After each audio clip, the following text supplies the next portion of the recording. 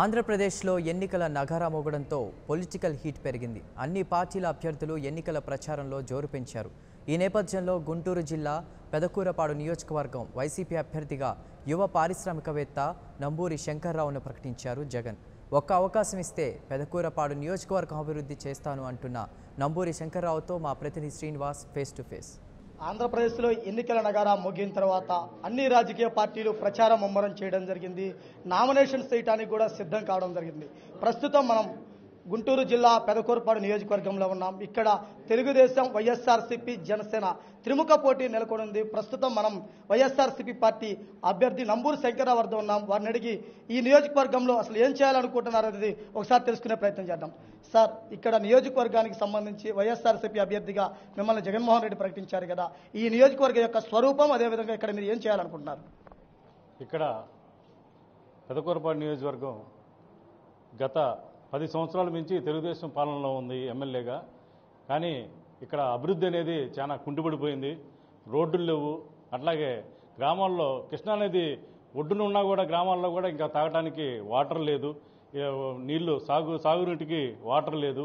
ఇలాంటి పరిస్థితి ఎంత అధ్వానంగా ఉందంటే మీరు చూస్తూ ఉంటారు. ఇప్పుడు ఈ మెయిన్ రోడ్డు అమరావతి నుంచి బెల్లంకొండ నుంచి పిడుగురాళ్ళు వెళ్ళే రోడ్డు, మెయిన్ రోడ్డు. అది మెయిన్ రోడ్డు కూడా వర్షం పడితే ఆగిపోయే పరిస్థితి. కొన్ని బస్సులు కానీ ఇలా బస్సులు కూడా ఆపారంటే మెయిన్ రోడ్డు ఎంత అధ్వానంగా ఉందో, ఈ పాలన ఎలా ఉందో మీకు అర్థమై ఉండాలి.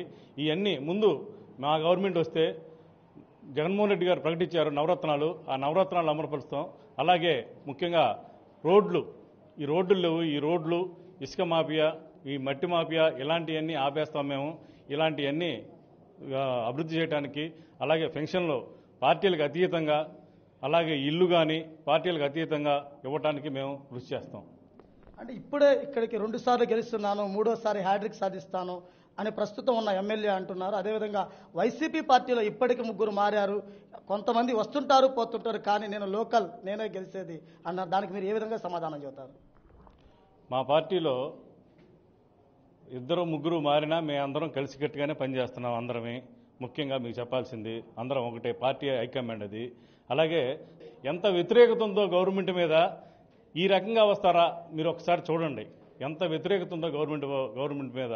అది జగన్మోహన్ రెడ్డి గారు పెట్టిన నవరత్నాల గురించి కానీ, అలాగే ఆయన కమిట్మెంట్, నేను ఇది చేస్తాను అంటే చేస్తాను, ఇది చేయలేనని దమ్ముగా చెప్పిన నాయకుడు ఒక జగన్మోహన్ రెడ్డి గారే. ఇది సాధ్యం కాదని చెప్పాడు.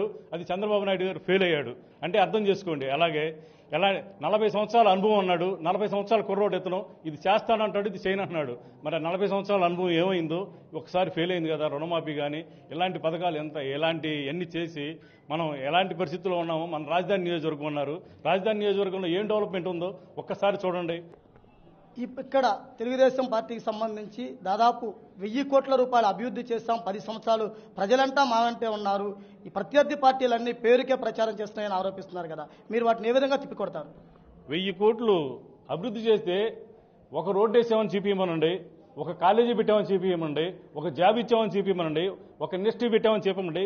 ఒకటి ఏం చేశారు చెప్పండి. ఆ వచ్చిన రోడ్లు కూడా కొన్ని సిమెంట్ రోడ్లు వేశారు విలేజ్లో. అవి కూడా సెంట్రల్ గవర్నమెంట్ వచ్చిన రోడ్లు. అవి తప్పితే వీళ్ళు చేసింది ఏంటి? ఆ ఇసుక దోసుకోవటం, మట్టి దోసుకోవటం, కొన్ని 100 కోట్లు వీళ్ళ అనుచరులు వీళ్ళు దోసుకోవటం తప్పితే రెండోది ఇక్కడ అభివృద్ధి ఏం చెందలేదు. అభివృద్ధి చెందితే కనీసం మన కృష్ణానది ఒడ్డునే ఉంది, ఒడ్డునున్న వాళ్ళకు కూడా వాటర్ లేదు అంటే అభివృద్ధి 1000 కోట్లు ఎక్కడ పెట్టారో చెప్పమనండి. అది అభివృద్ధి చేసింది ఈ తెలుగుదేశం గవర్నమెంట్. అది రాష్ట్రంలో జగన్మోహన్ రెడ్డి అధికారంలోకి వస్తే హత్యా రాజకీయాలు, ఆర్థిక నేరాలు పెరిగిపోతాయని తెలుగుదేశం వాళ్ళు ప్రచారం చేస్తున్నారు కదా, వాటిని మీరు ప్రజలకు ఏ విధంగా తిప్పికొట్టే విధంగా సమాధానం చెప్తారు? ఒకప్పుడు రాజశేఖర రెడ్డి గారు వస్తే ఏదో జరిగిపోయింది అనుకున్నారు. ఏం జరిగిందో రాజశేఖర రెడ్డి గారు వస్తే తెలిసిపోయింది కదా మీకు. రాజశేఖర రెడ్డి గారు వస్తేనే ఒక బ్రాండ్ ఆరోగ్యశ్రీ. ఏంటి? రాజశేఖర రెడ్డి గారి బ్రాండ్ అది. అలాగే ఫీజు రియంబర్స్ ఎవరు పెట్టారు? రాజశేఖర రెడ్డి గారు పెట్టారు. అంతకుముందు ఉండయా? ఇది రాజశేఖర రెడ్డి గారి బ్రాండ్. ఉచిత విద్యుత్తు ఎవరు పెట్టారు? రాజశేఖర రెడ్డి గారు పెట్టారు.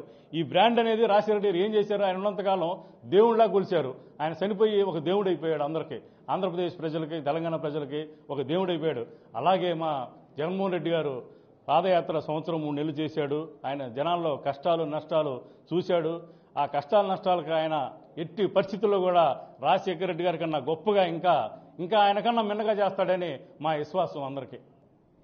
మీ నియోజకవర్గంలో త్రాగునీరు సాగునీరు లేక కొన్ని గ్రామాలు అల్లాడుతున్నాయి. మీరు అధికారంలోకి వస్తే అవి ఎన్ని రోజుల్లో పూర్తి చేస్తామని ఏమన్నా టైం పీరియడ్ పెట్టుకున్నారా? టైం పీరియడ్ అనేది ఇది ఎలా చెప్తారు? 10 సంవత్సరాల్లో కనీసం ఆయన సొంత ఊరు పెదకూరపాడు 1 ఎకరానికి నీళ్ళు ఇవ్వలేదు 10 సంవత్సరాల్లో. ఇది ఎట్టి పరిస్థితుల్లో కూడా నేను రైతు కుటుంబంలో పెట్టాను, రైతు బాధలు ఏందో తెలుసు. నేను కూడా వ్యవసాయం చేశాను, కాలువలు వెంబటే పడుకున్నాము, కాపలా కాసి వాటర్ కట్టాము, నీళ్లు కట్టాము పొలాలకి. ఆ బాధ ఏందో నాకు తెలుసు కాబట్టి ఎట్టి పరిస్థితుల్లో రైతులు అందరికీ అంటే ఒకేసారి చేయలేకపోవచ్చేమో చెప్పలేను, కానీ నేను ఉన్నట్టే మాట్లాడతాను. ఏదో అందరిలాగా రాజకీయ నాయకులుగా నేను మాట్లాడే ఉద్దేశం లేదు.